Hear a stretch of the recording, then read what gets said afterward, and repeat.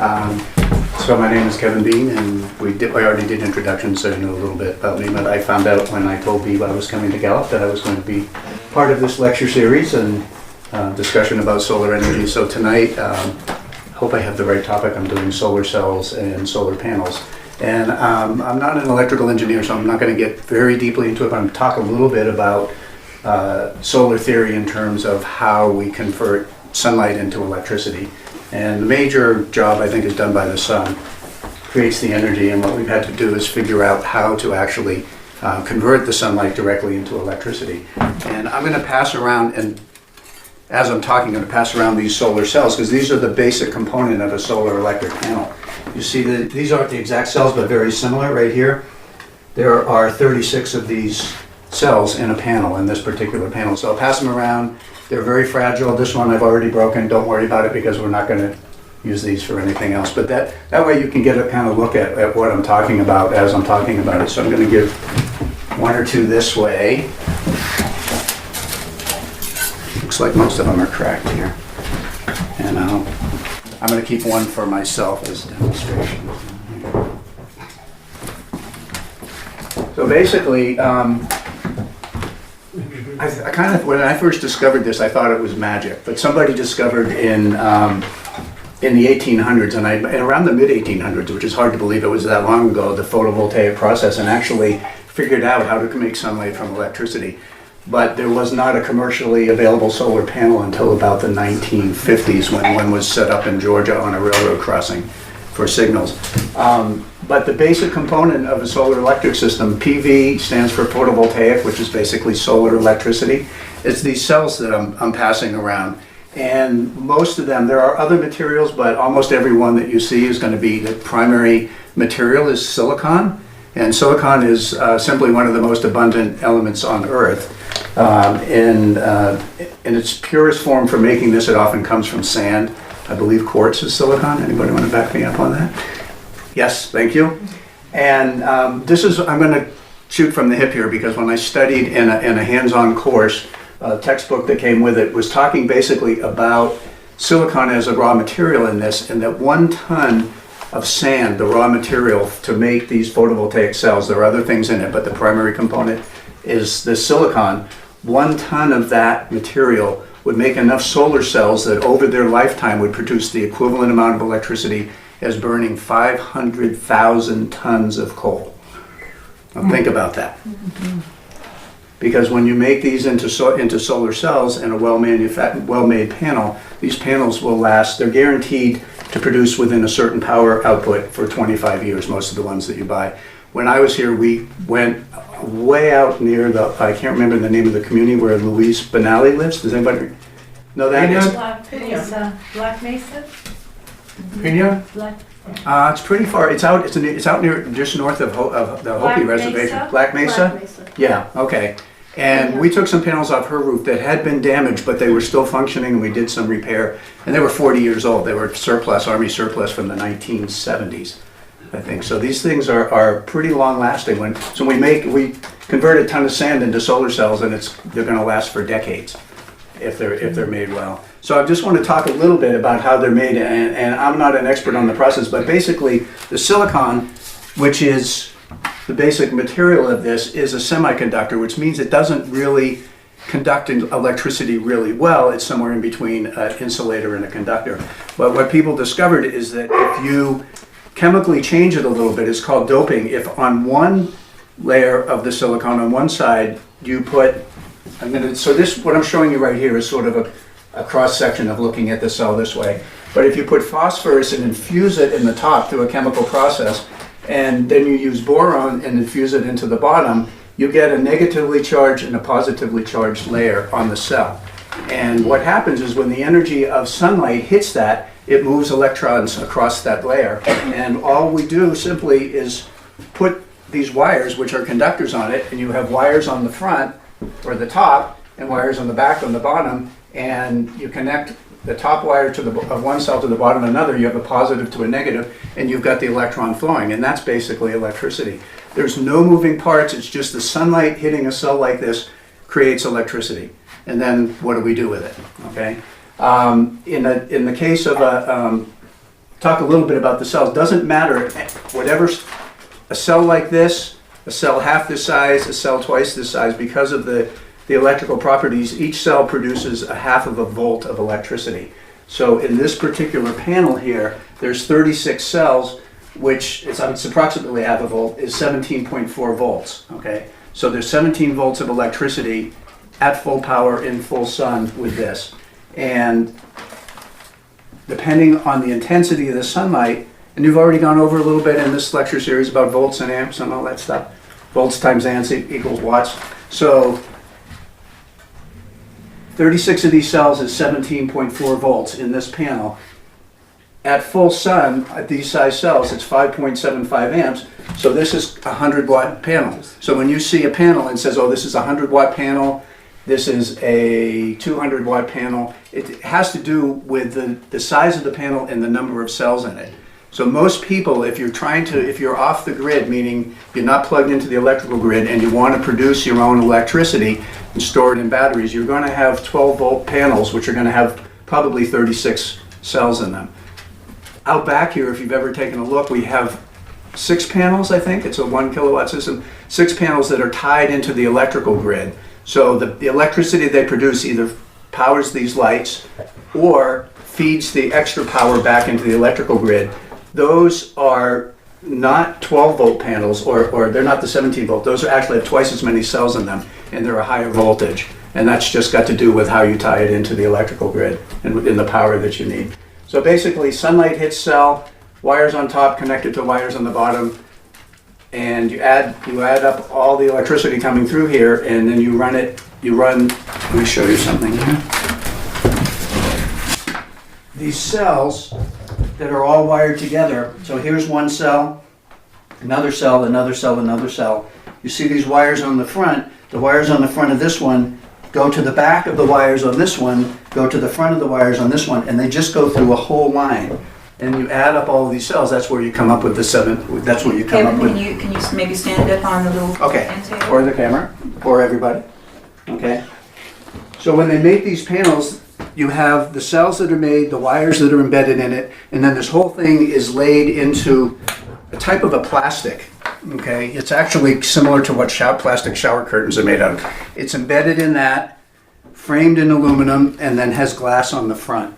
Usually there's an anti-reflective coating on the surface of the cells so that the sunlight that hits it doesn't reflect away but is absorbed by the cells as energy.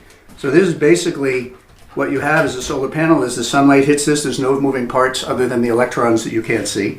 They're very durable, they last for decades. And you take, on the back of each one of these panels, you have where all the wires come together, and you have a positive wire. Most of them are labeled like this one, positive and negative. So when you have a series of panels together, you clip one panel into the other panel and you line them all up, and then you decide what you're going to do with the electricity. If you live somewhere out where you have no power and you're off the grid, you run it through something called a charge controller that then charges your batteries, and that stores the sunlight from the day that you can keep overnight, and then you're able to, over the course of a day, store enough power to use at night also. The other way to do these panels, if you didn't plug into a battery system, is you tie them directly into the electrical grid. And what we have on the Gallup Solar House here is a meter that runs in 2 directions. So this house, when we put in the panels for 6 years ago, maybe. Yeah. So when I come back, I always look at all the electronics and all the recording and thing. So this house has produced, over the course of the past 6 years, 25% more electricity than it's consumed. So what that means is just those 6 panels there use all this power that you see here. What else are you running in here that runs off electricity? The fan for the solar hot air system. How do you heat your water? Is that gas? Yeah. Okay. Blower on the furnace. Blower on the furnace, all of those things. Refrigerator. The refrigerator, all of those things are run off of those panels, and there's enough extra electricity to feed back into the electrical grid so that you actually, at the end of each year, you get a credit from the utility company. Okay, so there's 2 ways to do it. If you're not tied into the utility, you set up batteries and you store the power so you can have power day and night. And if you do have an electrical grid, you can plug into the grid, save yourself the cost of the batteries, and just trade electricity with the electrical company. And if you make more than you consume over the course of the year, you get a small amount back from the utility. Okay. Let me see what else I want to talk about here. I think actually, technically, that's all I want to talk about. I'd like to open it up to questions for anybody. I'll answer them the best I can. I've done a lot of contracting work. I've done some solar energy installations over the years, from hot air to passive solar designs, which is the design of the building as a solar collector, to installing, training, and installing these solar panels, which we've done some here in New Mexico, and I've done some in New Hampshire also. So, open for questions? Kevin, Anybody isn't have- it true that most people think that those photons, those beams of energy from the sun, are required to hit the panel to make electricity? But we know that if you put a bright light of any kind in front of that panel, it will also produce electricity. So is it photons either way, or what's happening? Yes. To the best of my knowledge, photon is just a unit of energy, of light energy. And then the photovoltaic process allows you to convert that light energy into an electrical current. So yes, the thing is, the amount of energy coming out of a light bulb is nowhere near what's coming out of the sun. So you would not register much on this, but you actually could pick up some of that energy. But it'd be kind of a crazy system because you're using the sun to power that to, I don't know, creates a loop, but yes. There are some that are sensitive enough, even some of the photovoltaic cells, that's sensitive enough even to get diffuse light, not directly from the sun. Yeah, we noticed that they work in the clouds, They work well on a cloudy day. There's still light. That light is energy. Yeah, yeah, not as much. So depending on the intensity of the light, that's how much power you'll get out of it. Somebody said they actually work with moonlight. Have you heard that? With moonlight? Some panels will. I don't know. I mean, if it was sensitive enough, yes, it could. It's just there's not a lot of energy in moonlight in terms of how intense it is, but you probably in a well-built system, you might be able to go out and actually measure that on a bright night, particularly if you got snow on the ground. It's magnifying that light. Kevin, last week we learned about the negative electrons and how important they are for resistance. Now, to explain the wires, are those wires all the wires that the negative electrons travel are woven all the way through up? Right. And So if you look, I don't know if you have one of these, so the negative charge surface is the one facing the sun. That's the wires on the front. And then you'll see on these, you'll see little contacts on the back. That's the electrical contact on the back. So electricity is basically the flow of electrons. So that energy that becomes the flow of electrons when the sun hits it is traveling through these wires. And so that's how we transmit electricity through wires. This is doing the same thing. It's just that the electricity is being generated from the energy of the sun, and then we use the wires to allow that to flow, and then you either take these and plug it into a battery, or you put it back into the electrical grid. now, is there another wire that is for the positive? So the electrons? front is the negative and the back is the positive. And so actually, if I had, does anyone else, could I have one of the other cells?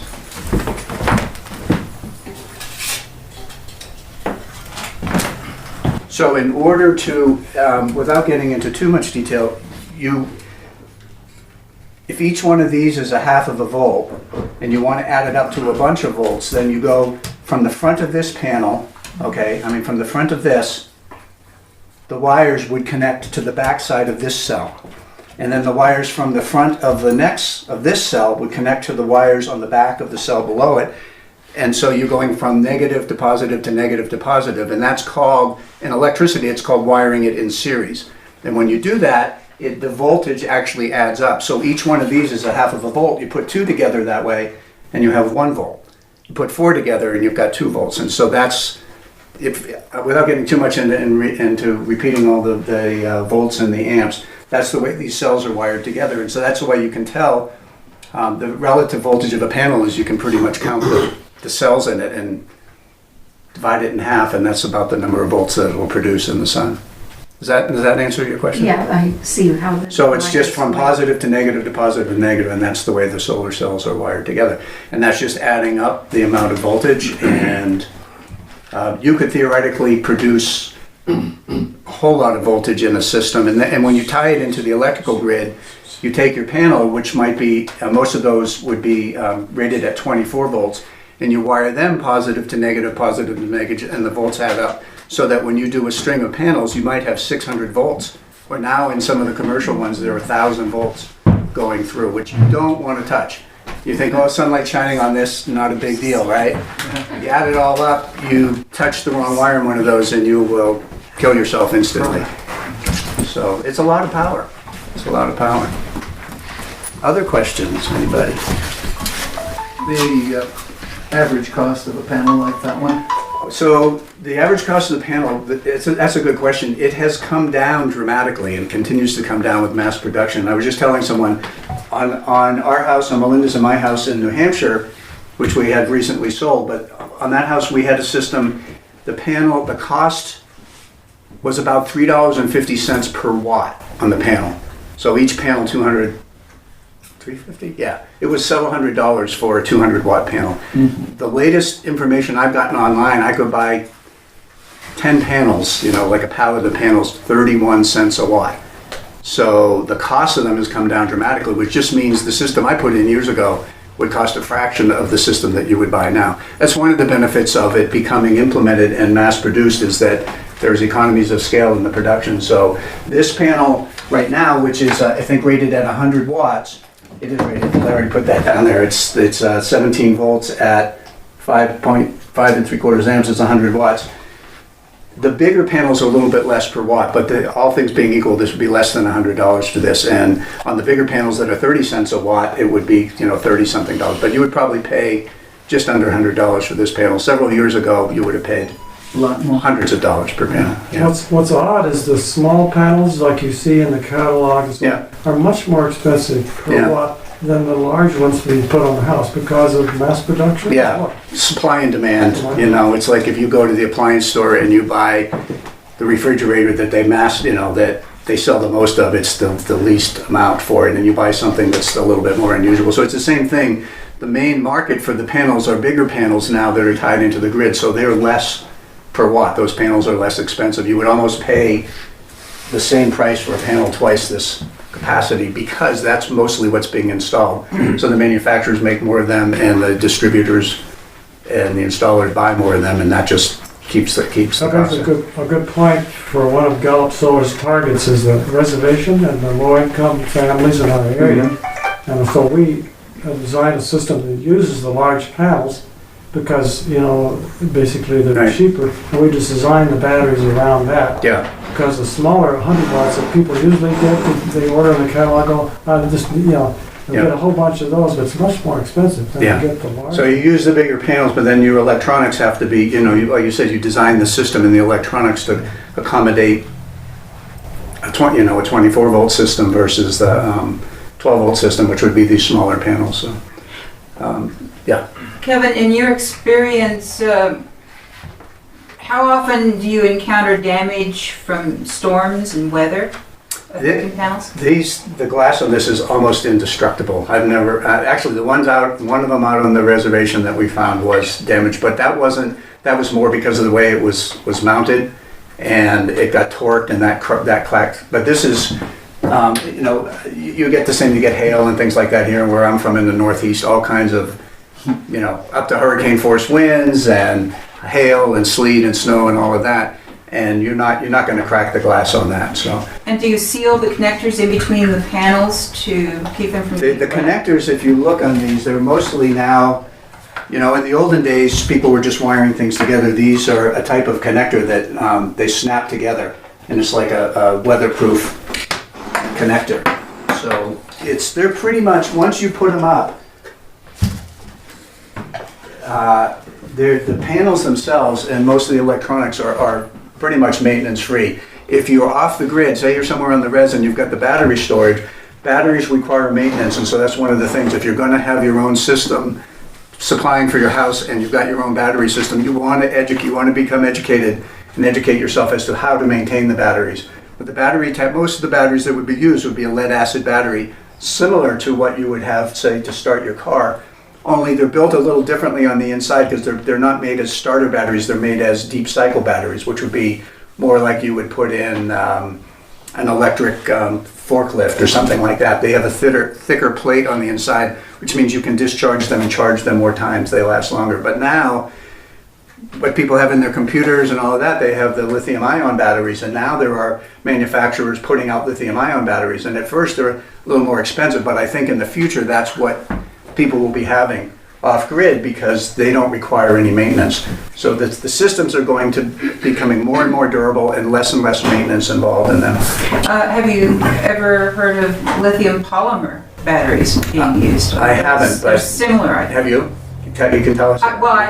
I use them, actually, those are used for a drone that I fly. Okay. And they're very high capacity Yeah. and you know, they retain charge for a very long Okay, time. yeah, I'm not that familiar with the battery technology, but there'll be more and more coming on that. The point is that the type of battery you use probably shouldn't matter. It's probably going to come down to the converter that you use and how that electricity gets from the battery and the panels to useful. Yeah, and well, the batteries hopefully will go more to the lithium, so there'll be less maintenance and there'll be Right. less waste involved I in guess them. we should- But the whole balance of systems is the panels are very durable, the electronics are getting more sophisticated and more reliable, and then the storage, the energy storage I don't is. know if we pointed out that the power coming out of the photovoltaics is direct current, DC, and so are the batteries. We Yeah. may not have mentioned it, it's not AC like in your house. Right. But there's a difference there. Yeah, did any of that DC versus AC type of power get covered in any of the classes? A little bit. So DC is basically direct current. It's the electricity directly flowing out of this. It's the same kind of electricity that's stored in a battery and put out of the battery. But if you are hooked into the electrical grid and you plug into an outlet, that's not DC, that's AC. So what that does is it goes through an inversion process that sets it to a different voltage and different cycling, and it alternates between positive and negative very rapidly. 60 cycles is the rate that it does that. So if you're coming out of your batteries, there's a special electronic piece of equipment. If you're going to run something that runs off of AC, it's called an inverter, and those have become much cheaper and much more reliable too. And we have one. I noticed there's a surplus one out back here. I could show it to you, but I don't understand enough about how that all works, but it all works quite well. And more and more as the solar demand has gone up, there have been more and more people making the electronics where you used to have to figure it out and piece it together. Now there are whole systems that plug in, controlling from the panels to the batteries, from the batteries back out, so you can have AC power, DC power. You can run all kinds of things. Back on the lithium, we're very concerned at Gallup Solar about safety and all things and maintenance free. And so we're waiting for that first generation. First generation of anything electronic, you gotta kind of watch it and see what the bugs are. It turns out that lithium with cadmium in there is the problem. It burns. Yeah. People heard the story. Samsung phone. Tesla cars, Tesla explosion. Yeah. But there's a next generation of lithium. We're getting rid of the cadmium. It's hard to recycle. It's the toxic. It's toxic, yeah. But there's a new formulations for lithium that don't catch fire, they don't explode, and that's what we want to kind of Wait for. next That's what you're going to generation before recommend. we send people out on. Yeah, and the lithium ones for solar are still relatively new, so they're relatively expensive. And if you're going to be doing it for your house, you'd have to weigh the state of the technology and the cost for because we know how lead acid batteries work, and we know how to maintain them, and we know how long they last, and so that's a pretty good solid standby. But I think for the future, we're going to be looking at the lithium-based batteries, or something that we don't even know about yet because somebody hasn't invented it, but it's out there. We have to say it's the same thing with the photovoltaics. There are some pretty cheap, mostly Chinese-made stuff out there that people order on the catalog. They don't have the quality control in the factory. There's a lot of failure rate. It's best really to get the brand names, LG and the other ones, Canadian Solar, that actually have a good control of the quality control that won't fail. So it's like any other product. Yeah. Buyer beware, and we want to make sure that people get a good photovoltaic panel, not one of these cheap ones you see in the catalog. Looks like a good deal, but Yeah, no, what Bill's saying is a good point, is that it's not so much the cell itself, but all the wiring and how they're put together. And so there are some panels that are made in China that are much cheaper. So, and they may be less expensive because of quality control and the quality material. So the weak link in these, if it was made poorly, would be these electrical connectors, and that's where it could fail. So yeah, and the people I know that install them professionally generally go for ones that are made in the United States or Canadian. So there are several brands that are, they usually have a little bit better warranty, and if you research it, you find that they're probably better made and will last longer. But even the ones that aren't made so well, mostly these days will still last decades. So that's what's interesting about it. But the higher quality ones, you can, you figure yes, be. Could you talk a little bit about the different voltages, like the 24 volts and 36 volt panels, and what makes those different? The main difference, yeah. The 20, okay, so the main difference is, in terms of what the voltage of a panel is how many cells are in it. Because like I said, each one of these cells, doesn't matter how big it is a half of a volt. That's roughly a half of a volt. So this panel's got 36. It adds up to, it's rated at 17 volts. And this would be, actually, that's an interesting question. This is called a 12 volt panel, even though it's rated at 17, almost 18 volts. And the reason why is because it's meant to charge a 12 volt system. Okay, you can't charge a 12 volt battery with an 11 volt panel. It just doesn't work that way. You need a higher voltage to pump the electricity in. So when you get to the bigger panels, this is 36. The most of the bigger ones, the ones you're talking about using, are 72 cells, which is 36 volts rated, which is meant to charge a 24 volt system or meant to tie into the grid. So if you decide to do it for yourself, you really want to start to educate yourself, because although on one level it's as simple as the sun hitting this and creating electricity, there are many, many different things to consider on your system, like how much electricity do you need? Are you going to need to store it? And what situation are you putting it in? And because there's the panels, there's something called the charge controller that takes the electricity from the panel, feeds it into the batteries, and then you have coming out of the batteries, if you're going to do AC, there's something called an inverter. And there are formulas for maximizing how much power do you produce versus how much battery storage you have versus how much are you using. And if you're off the grid, you kind of have to know how many. Here it's not as much of an issue as where I lived. And where I live, we get a couple weeks of cloudy weather. So you better, if you're going to be off the grid, you better make sure you've got a pretty big battery bank to cover you in the middle of the winter when it's stormy and it's really cold and you want electricity. Here, I don't recall very many days in a row where you didn't at least get some sunshine. So you can go with a little smaller battery storage here. Now we should talk about the other concept. You talked about the cost coming down per watt. The panels. Those standard size panels that we were talking about, that you see on houses, they run about 3.5 foot by 5, a little bit over 3 foot, a little bit by 5 foot. They're becoming sort of standardized to be mounted. Yeah. But what's interesting is the wattage is going up since we started. The ones in the backyard, 175 watts. The new ones that we're ordering are up to 300 watts, but they're the same size. Now, think about that, because they're increasing the efficiency. The efficiency of the cells. Knocking off the photons, knocking off the cell within the construction. So it'll be the same voltage, but the amperage, volts times amps equals watts. You get higher watts. The voltage, no matter what size solar cell, that stays the same. The amps is. The more efficient the cells are, you get more amps out of it. So you have the same size panel, and you're right. Well, it used to be 200 watt panels, now you can get something the same size and it's 300 watts. So it just means that not only are they getting cheaper, they're getting more efficient, which is good news for everybody who wants to try and get their power from the sun. Other questions? How can it always be a half a volt, no matter how big? You have to talk to a scientist. You have to talk to Rich Comp. We had somebody here when I was here giving workshops, and he did his PhD work in photovoltaic solar cell electricity in 1960.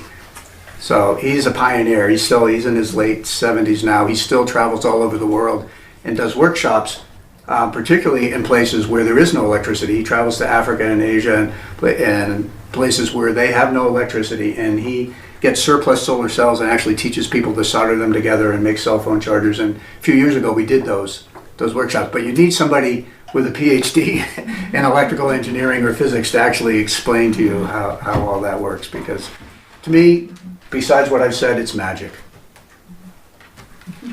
I think it's pretty amazing that sunlight hits something and you have electricity. Okay. So one other thing I do want to mention, though, and we emphasize this in our group back on the East Coast too, is there's producing the electricity. Well, what makes a lot of sense to think about when you're going to produce electricity, because this does cost money, is how are you using electricity? What is the job you want to do, and what's the most efficient way to do it? It's being smart about it. So if you look around here, you'll see LED light bulbs, because the old incandescent light bulbs, which take 60 watts of electricity, you can get an LED light bulb to produce the same amount of light, and light is what you want, for 9.5 watts. So all things being equal, if you had a whole house full of LED lights, even though the bulbs seem more expensive at the beginning, they last for 25 years, not 1 year like an incandescent bulb, and they use a fraction of the cost. So even though they say LEDs, well, they're kind of expensive, they're significantly cheaper to have in the long run. And then when you're using electricity, and you use a sixth of the amount of electricity, say, to run a light bulb or to run everything in your house, then all of a sudden you only need a fraction of the panels. So it brings your whole system cost down. So it's just being smart about the whole picture and realizing if it's light that I need, let me do it as efficiently as possible. Then you need less solar panels to produce that light that you need. Yeah.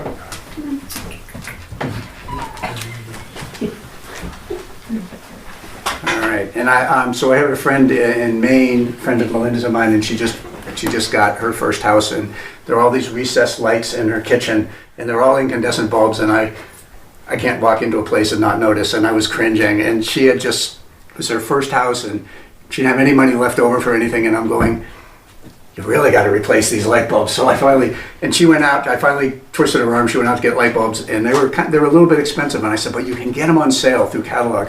So I was at Home Depot, and the New Hampshire utilities were subsidizing the cost of them for a fraction of the cost of what they're like a third the cost. So I went out and I bought her 20 light bulbs, and so this whole kitchen dining area had all these recessed lights. We replaced the bulbs with 40 watt equivalents and the dimmer and everything else, and it only uses the electricity of one of those 13 light bulbs now. So it's pretty amazing. So if you're thinking about that, it's like, okay, I'm gonna light my whole house, but I'm going to use that, then it uses a fraction of the electricity. So it's important to be educated about this so that you don't end up wasting your money or wasting resources, because really it pays to be smart about it. Yeah. Yeah, part of your education with LEDs is the Kelvin temperature scale. Yep. Because you got to be careful. Yeah. From 2700 up to 3000, it's tolerable light. Yep. But above that, you get what they call daylight. Yeah. It'll drive you out of the place. Yeah. It's too bright. Yeah, no, that's a good point. And the first LEDs, they were like, oh, I don't like the LED light. But I just put them in my house in New Hampshire, ones that are in the soft white range. Mm-hmm. And they're warm, they glow just like, and so you're comfortable. That's not harsh on your eyes. Those much brighter ones are better in industrial type setting where you need that light for a workstation or You something get like plenty of that. light. Yeah, yeah. Are And there it's- appliances?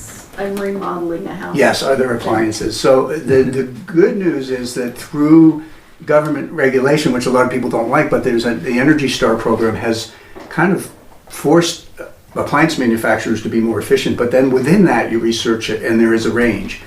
And so your major appliances it depends on what types of appliances would you be replacing. I mean, refrigerators is a big one, and they've come down dramatically in the past several years in terms of the amount of energy that they use. A big one in hot climates, if people do have electricity, is air conditioning, and they've gotten more efficient too. But that's one of the things is just to look at what is it you're using. But yeah, do the research on it and see, because when you go into a store, they all have to have these tags on them, and there'll be a range. And within the Energy Star, there's even a range, so you can kind of decide it. It usually tells you how much it consumes. The average person would consume in a year, in terms of, and then if you count, then what the average electrical cost is for the year. But yes, appliances have gotten more efficient. When I did my house over, remember I said my panels were so expensive compared to now. I had an 18-year-old refrigerator. I went out and bought the same brand, the same model, that was so much more, even though it still worked, it was so much more efficient that spending that money on a new refrigerator saved me far more than that in the cost of panels that I would have had to put up to produce the electricity that was wasting. Does that make sense? In other words, it was so wasteful, it was cheaper to buy a new refrigerator than it was to buy the panels to power my old refrigerator. So that's how much that they have changed over the years, so those appliances are out there. There are some that are super efficient, but they're usually so off the charts efficient, but they're also, there aren't that many of them made and they're quite expensive, so that's another choice. Another development, especially the being installed in the new buildings in the cities, large buildings with a lot of glass. They're actually building the photovoltaics into the glass. The light comes through. It's kind of like when you put You can see through the glass. You put a little filtered glass, to knock down some of it. Well, the screen itself, actually is photovoltaic. So it's creating energy and letting the light shine in. You can't see it as a separate panel. Yeah. It's just part of the glass. Yeah, that's some of new technology that there's a company that I know of, and they're not commercially available, but they've scaled it up to full-size windows. Their vision is in the future, all these glass buildings in the big cities will be net energy producers. And the one that I'm familiar with, it's a spray-on coating that's transparent. So it's like you look at that window, but there are wires, there's a positive and negative wire connected to that window, and that whole thing is tied in so that your windows are actually producing electricity. So you get that when you talk about efficiency, there's things you can do where you get multiple, you get real smart, people getting real smart about what to do. Is not only you get daylight, not only do you get solar gain, meaning sunlight on the south-facing windows coming in and giving you lighting, but also heating the room, you also get electricity. So. I mean, in terms of the future of where we're going, I think it's phenomenal. I've just watched the technology change over the years. The question is, what's available now and what can you do? What can you do? So, but this stuff is all available. The question is just being smart about doing it and trying to find out what you can afford. So, but most people's homes, if they already have electricity, waste far more electricity. I mean, they're doing things inefficiently, so it's worth going through and looking at how you use it. Making all those efficiency standards. And people used to get, then like the word conservations, and I'll call it, that means I don't get to do this. And it's not, I reframe it this way. It's like efficiency is smart. It's like how to do the most for the least. That's what most people want to do. You don't want to waste things. You don't want to waste your money. Don't want to waste your effort. Why waste electricity? Because we're, currently, until we get the sun, we're digging up the earth and making a mess of things by consuming all this electricity. And we still have to dig up the earth to do this. The thing is, once we do it, we have 25 years of electrical production, so it's doing it wisely. They're starting to learn how to recycle. The panels are getting old enough and volume enough that the recycle companies are moving in where you can take these and they can break them apart, the components. Yeah, they do. Yeah, the whole manufacturing process, they're doing it with less waste and all that. So, anybody else? Yes. Just another comment. I spent 30 years going to rustic fishing camps in Canada and roughing it. It's not as rough anymore. No, because you can have light. You can have on the roof. communication. They've got lights, just like they have at home, Yeah. and they last into the night. And if you stay up, you'll see they get to a point where the battery's depleted, Yeah. and an automatic switch just turns everything off. Yeah. But summertime up in Canada, the days are very long. Yeah, so you get store sunlight over a long period of time. These things that Gallup Solar has been selling and distributing, I have one like this. It's not exactly the same because when I got it, they didn't have a cell phone charger built in. Oh. This is a little LED light. This says 30 hours of light. When mine was, and 5 years of battery life. So mine was an earlier version of this. It's about 5 years old or 6 years old. But it's on a low, which is still a fairly bright light. It will run on a day's charge. It will run 17 hours of light. And now these have cell phone chargers built in too. So then how much are these? A wholesale is $30. About $30. So if you have no power somewhere, which, on the reservation, there are many homes have no power at all. And that's one of Gallup Solar's goals is to do outreach to help find how to get power, because if you don't have any, you're burning kerosene for light. That's expensive. It's not so healthy to be breathing in the fumes.